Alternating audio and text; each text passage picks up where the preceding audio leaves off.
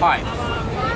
Today I'm going to talk about emotional hijack. Now, the emotional hijack is when the amygdala, a small part of the brain, is so charged up that basically your emotions take control. Before this happens, we have an option. The prefrontal cortex, or the executive function of the brain, or the neocortex as it's called, is able to respond rather than allow the amygdala to be charged up and react. Now, the way this happens is through self-control.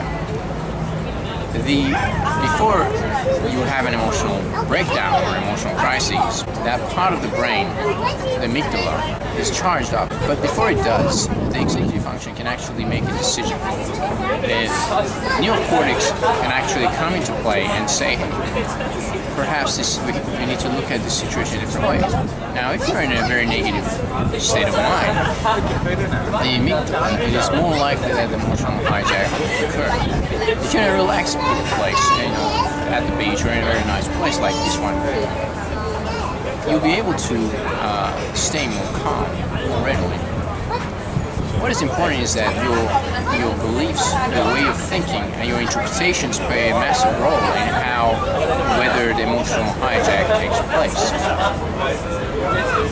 Now, let's say I'm sitting here and someone comes and interrupts me.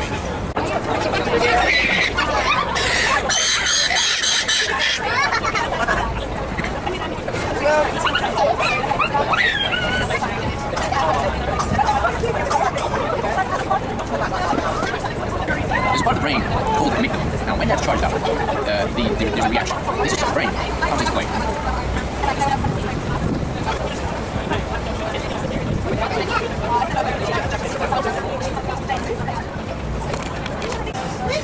Now, if I interpret the situation, maybe this person just doesn't know what's happening, maybe he has a bad day, then the executive function or the executive center of the brain is able to step in and say and avoid the amygdala to be charged up.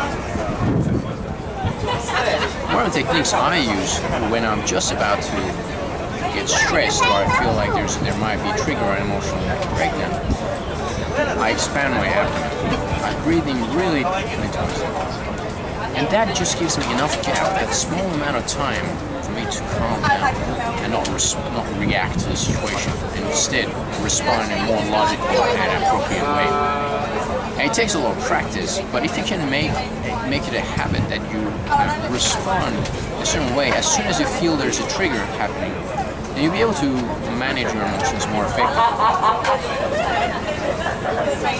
The mindfulness practice that we use in week 2 is also very powerful, because when you're mindful of your thoughts and emotions, you're able to respond rather than react. Now, it doesn't mean you'll never get angry.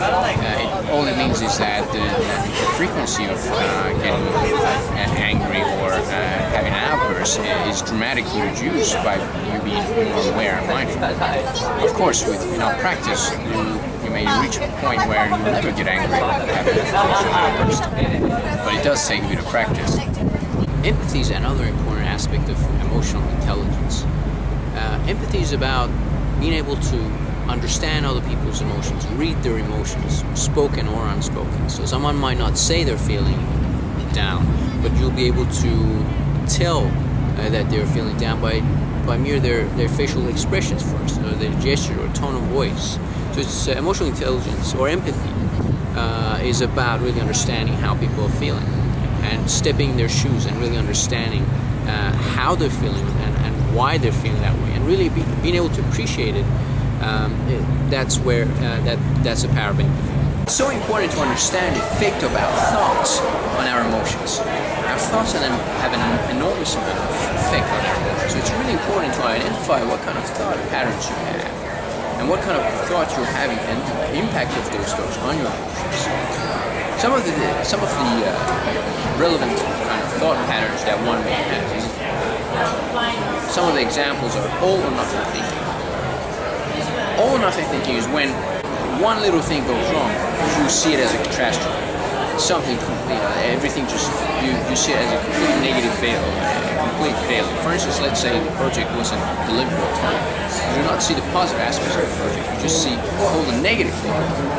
The negative aspect, which the project was not completed in time, becomes your reality. It becomes the failure, the project failed, in other words. So you see it as a complete failure. Even though everything else went right, just one thing has. So that's all or nothing thinking. Another one is filling the blanks. Now let's say you send a client an email with a proposal and the client does not get back to you immediately. You may think that that client might not like you or it doesn't like your proposal. Now again, that you have taken the negative interpretation on something which you have absolutely no valid proof. You have no proof, but you always take the negative side. So that's called filling blanks, generally the negative side. And this always happens. Why does this always have to happen? You'll never get the project right. You'll never get it right. So this is called always or never. Back in the office. At least it's not as noisy here. Now, there are many ways to manage oneself. Test all the methods that are available to you, presented in Mercino's book, and mindfulness as well, which you are familiar with, and see what works best for you.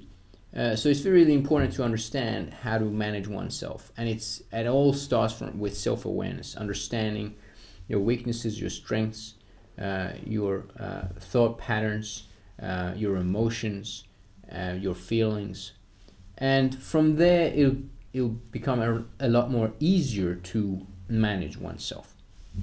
So I hope you kind of got a bit of an understanding of just some basic things. Of course, Mercino's book, along with other books on emotional intelligence, such as Daniel Goleman, go more deeply into the topic. So, but we just presented you some of the very basic elements of emotional intelligence. So hope to engage with you further this week, and bye for now.